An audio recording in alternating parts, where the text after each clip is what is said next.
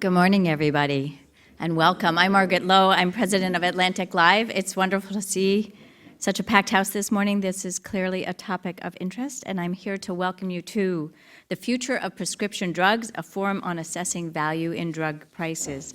It's clearly an opportune moment for this conversation. Politicians on both sides of the aisle have found at least one thing they can agree on: the drug pricing system is broken. And today we're going to talk about models for reform.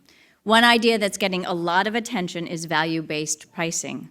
In a typical value-based program, a drug company promises to pay an insurer a larger rebate if the drug company's medicine does not improve a determined indicator of patient health.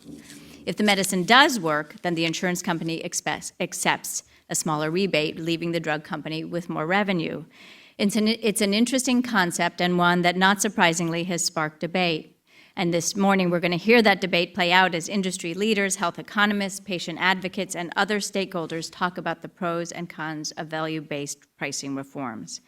A few practical notes before we get started. We want everybody to silence your cell phones, but as we like to say, don't put them away, because we'd love you to join the conversation on Twitter at AtlanticLIVE and use the hashtag AtlanticRxValue, AtlanticRxValue, up there, all one word.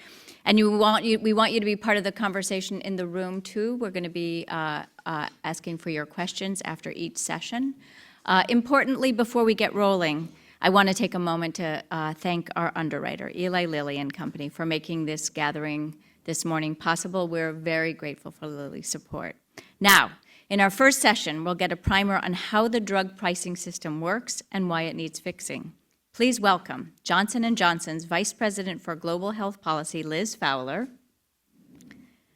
Henry Aaron, a Senior Fellow with the Brookings Institution; and Gail Walensky, a Senior Fellow with Project HOPE, that's short for Health Opportunities for People Everywhere, an organization dedicated to finding solutions to health problems around the world. And now, please welcome my colleague, the Atlantic's Washington Editor-at-Large, Steve Clemens. Good morning, Margaret. Thank you. Good morning.